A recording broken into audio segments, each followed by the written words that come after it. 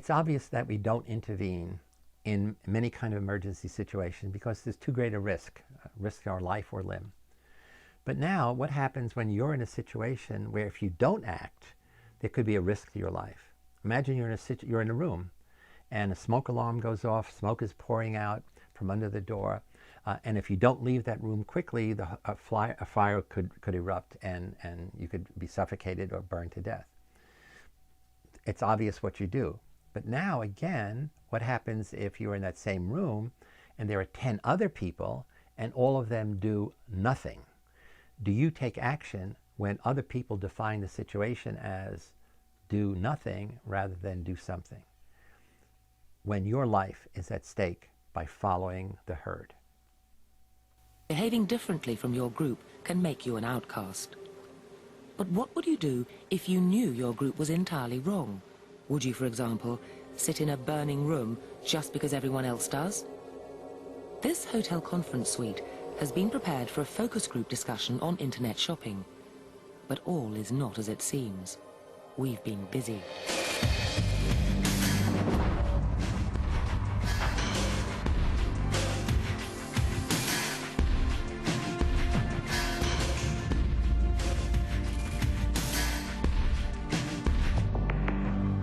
The place is rigged with 4 hidden cameras and 6 concealed microphones.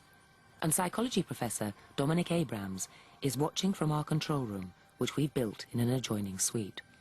Now it's just a question of sitting and waiting.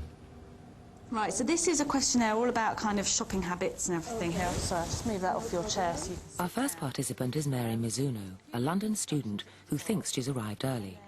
What she doesn't know is that behind this door there's about to be a serious fire in the hotel kitchen.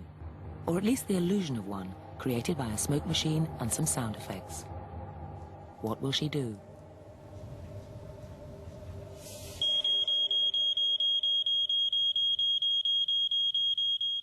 She's now noticed the smoke and is concerned.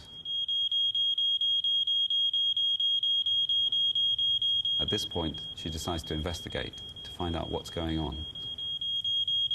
She's immediately taken responsibility for figuring out what to do.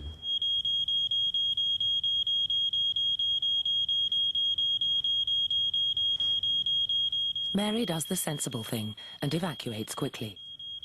She even leaves her bag and coat.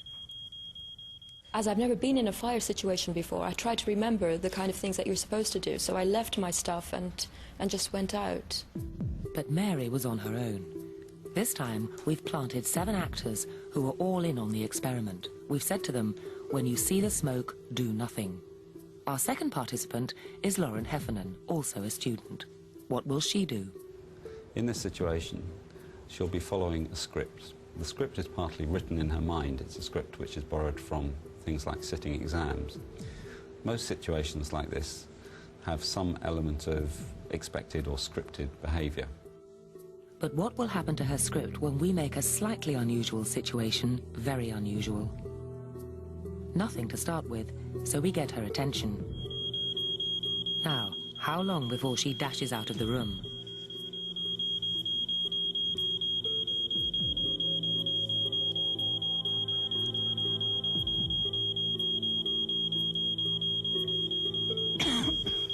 She's checking increasingly to see what the other people are thinking.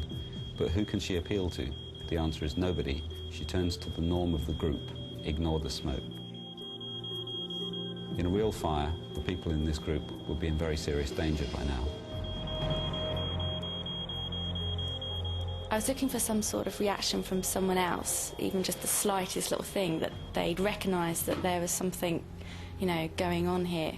For me to kind of react on that and then do something about it, I kind of needed prodding. She's waiting for someone else to react. Why isn't anyone else reacting? She feels uncomfortable. She doesn't want to embarrass herself by taking the lead, taking action. But something is definitely wrong. Lauren stayed in the room for 20 minutes after spotting the smoke, concerned but immobile.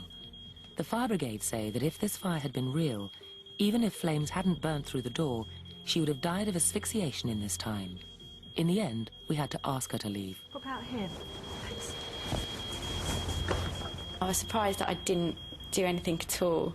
I was just literally waiting. I just thought that someone else is surely going to say something soon. And because no one else did, I just didn't react at all. We tried the experiment 10 times, and the same thing happened over and over again. If the person was on their own, they left quickly. If they were in a group of 3 or more, they stayed, rooted to the spot. The average length of time they stayed, 13 minutes. In real fires, people die because of behaviour like this. In 1979, a blaze at Woolworths in Manchester killed 10 people. The fire occurred during the day when the store was occupied by hundreds of people. Most of those people managed to get out quite safely. The people that died in the fire were actually using the restaurant at the time. But why so many fatalities in the restaurant? Investigators eventually realised that people simply hadn't evacuated. They'd waited to pay their bills. That was their routine. We go into a restaurant.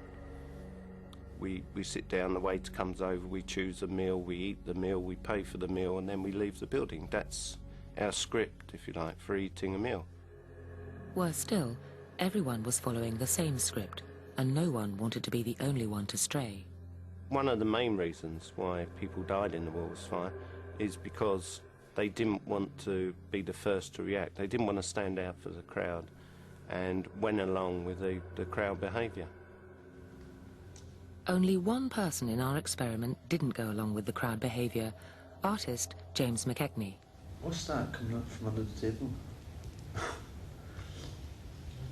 Is it fire? I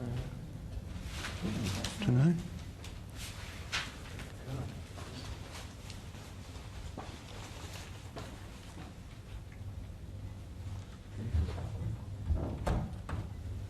Is it fire?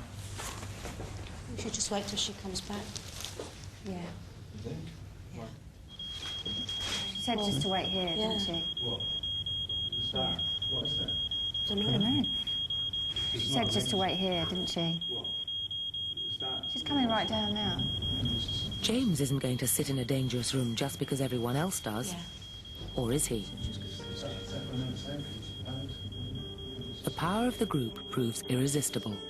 The reassurances of the rest of the group that somebody else is responsible seem to be sufficient to pull him back into place. Instead of leaving the room and calling for help, he sits back down again and waits.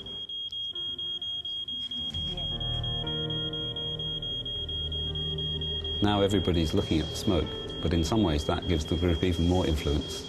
After all, if everybody can see the smoke and no one's panicking, well, it would be crazy for him to do it too. James stays in the room for another 10 minutes before finally leaving. In a real fire, he wouldn't have been able to leave. He'd have been unconscious and close to suffocation.